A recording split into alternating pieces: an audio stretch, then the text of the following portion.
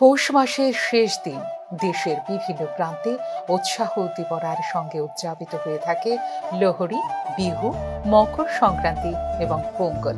প্রত্যেকটি প্রাণবন্ত উৎসব। এই উৎসবগুলি সূর্যের উত্তরণ এবং ফসল কাটার উদযাপনকে তুলে ধরে। তবে এই উৎসবগুলির সাংস্কৃতিক প্রেক্ষাপট ভিন্ন। প্রকৃতির প্রতি সাধারণ মানুষের কৃতজ্ঞতার প্রতীক এইসব উৎসব উদযাপন। বাঙালির জন্য মকর সংক্রান্তি হলো আলপনা, কীর্তন, হরিণ লুট, পিঠেপুলি। পৌষ বা মকর সংক্রান্তি বাঙালি সংস্কৃতির একটি বিশেষ উৎসব বা বিশেষ ঐতিহ্যবাহী দিন। বাংলা মাস অনুযায়ী পৌষ মাসের শেষ দিনটিতে করা হয় এই উৎসব। কিন্তু আজকালের গর্ভে হারিয়ে যেতে পথে বসেছে বাঙালির এই চিরন্তন সংস্কৃতি। আর এই ক্ষেত্রে প্রথম সারিতে রয়েছে আলপনা। বাজারে রঙুলির বাড়তে থাকা চাহিদা এবং বিক্রির দাপটে ক্রমশ কোণঠাসা হয়ে পড়ছে বাংলার আদি ও অকৃত্রিম আলপনা দেওয়ার ঐতিহ্য। তারপরেও ত্রিপুরার শহরতলি এবং গ্রামাঞ্চলে কোনো রকমে টিকে রয়েছে আলপনার রেওয়াজ।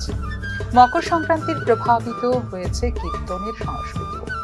সংক্রান্তির বিকেলে বাড়ি বাড়ি ঘুরে কীর্তনের রেওয়াজ আজ সীমাবদ্ধ হয়ে পড়েছে শুধুমাত্র গ্রামীণ এলাকাগুলিতে। আলপনাকে কেন্দ্র করে ফল এবং মিষ্টি বিতরণের মধ্য দিয়ে কীর্তনের সেই সংস্কৃতি আজ হ্রাস পেয়েছে অনেকটাই।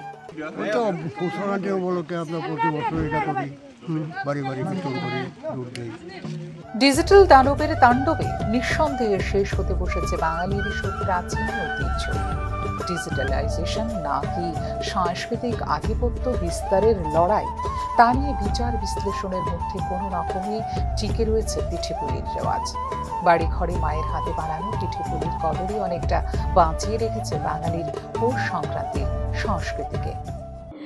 আর সংক্রান্তি মানেই পিঠেপুলির উৎসব। আমরা যেমন ছোটবেলা থেকে দেখে আসছি, আমাদের মা, ঠাকুমা, আমার দিদা সবাইকে দেখতাম এই দিনটাতে, মানে সংক্রান্তির আগের দিন সারাদিন পিঠে নিয়ে খুব একটা ব্যস্ততা, দারুণ একটা সময় কাটতো তখন।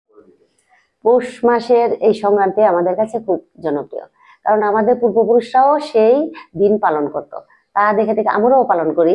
সেই দিন আমরা নানান পিঠে, নানা রকম রান্না করে পূর্বপুরুষের নামে তা করে তারপরে সবাই মিলে বিকালবেলা কীর্তনের একটা করে, সেই কীর্তনেও আমরা যোগদান করি।